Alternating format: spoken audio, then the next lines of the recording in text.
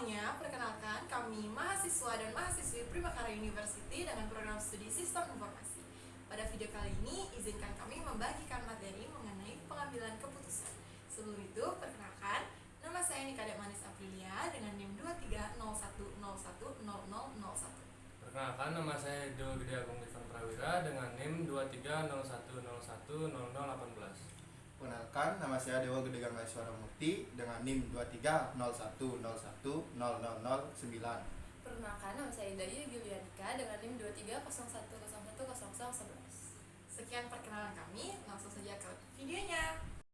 Apa itu pengambilan keputusan? Pengambilan keputusan merupakan proses memilih suatu cara bertindak di antara beberapa alternatif yang ada. Proses ini memiliki 3 hal. Yang pertama, ada pengumpulan informasi, yang kedua ada penilaian alternatif, dan yang ketiga ada penentuan pilihan terbaik. Pengambilan keputusan ini memiliki tujuan untuk memecahkan suatu masalah atau mencapai tujuan tertentu. Pengambilan keputusan merupakan inti dari sebuah perencanaan. Berdasarkan pengertian dari pengambilan keputusan dapat disimpulkan bahwa hal tersebut merupakan hal yang penting karena pengambilan keputusan merupakan pangkal dari suatu kegiatan, karena ketika pengambilan keputusan itu dilakukan, maka kedepannya kegiatan tersebut akan dilakukan berdasarkan pengambilan keputusan yang sudah ditetapkan sebelumnya. Selain itu, pengambilan keputusan juga memiliki sifat yang futuristik. Futuristik di sini adalah pengambilan keputusan akan berdampak ke kegiatan yang akan berlangsung. Sekian dari saya, terima kasih. Oke, di sini saya akan menjelaskan mengenai konsep pengambilan keputusan. Konsep pengambilan keputusan ini terdiri dari 5 buah poin. Yang pertama, pengambilan keputusan berdasarkan intuisi. Yang kedua, pengambilan keputusan berdasarkan rasional. Yang ketiga, pengambilan keputusan berdasarkan fakta. Yang keempat, berdasarkan kewenangan. Dan yang kelima, berdasarkan pengalaman. Yang pertama, pengambilan keputusan berdasarkan intuisi. Apa sih pengambilan keputusan berdasarkan intuisi itu? Di mana seseorang melakukan pengambilan keputusan atau seseorang memutuskan sesuatu berdasarkan perasaan yang mereka miliki. Jadi, pengambilan keputusan ini biasanya bersifat subjektif ataupun mengenai masalah-masalah yang kecil yang tidak terlalu berdampak besar dalam kehidupan sehari-hari.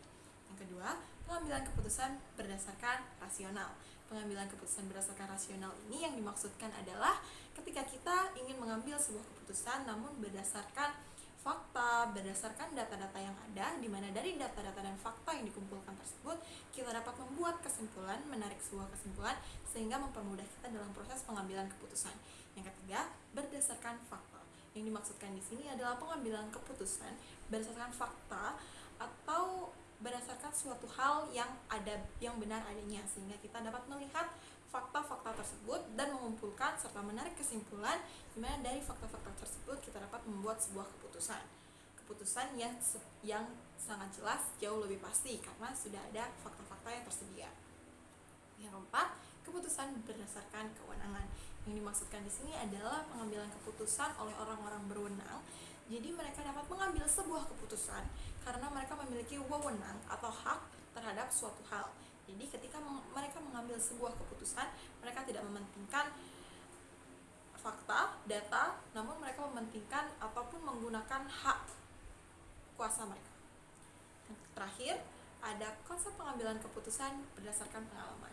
Yang dimaksudkan di sini adalah seseorang ketika ingin mengambil sebuah keputusan, mereka melihat dari pengalaman-pengalaman sebelumnya, kejadian-kejadian sebelumnya, mereka tarik sebuah kesimpulan atau ambil sebuah pembelajaran yang dapat mereka jadikan acuan dalam proses pengambilan keputusan, sehingga pengambilan keputusan selanjutnya sepertinya tidak akan berdampak buruk bagi kehidupannya ataupun jangka panjang. Sekian dari saya, terima kasih. Solusi yang menurut kami paling mudah untuk mengambil suatu keputusan adalah dengan cara melihat dan menganalisis data yang sedang terjadi sekarang. Dengan itu, keputusan dan kesimpulan yang kita buat dapat lebih tepat dan meminimalisir resiko kegagalan. Serta jika kita mengikuti sebuah organisasi atau bergabung di dalam organisasi, kita perlu memikirkan semua anggota yang ada di organisasi agar semua acara atau kegiatan yang kita buat di organisasi dapat berjalan dengan baik dengan berpartisipasinya orang-orang atau anggota-anggota yang berada di dalam organisasi. Nah, saya akan menjelaskan tentang studi kasus pengambilan keputusan.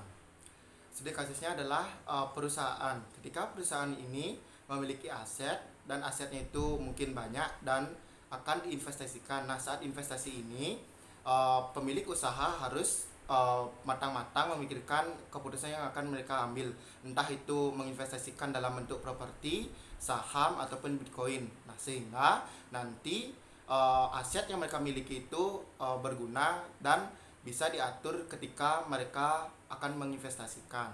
Lalu studi kasus yang kedua adalah saat mengambil keputusan ketika mau menikah.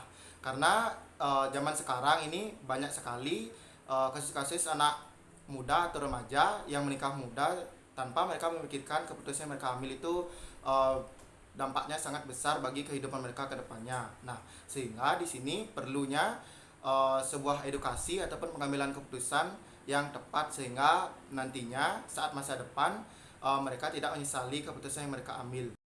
Baik, sekian video yang dapat kami sampaikan mengenai materi pengambilan keputusan. Kami pamit undur diri. Terima kasih telah menyaksikan. Bye-bye.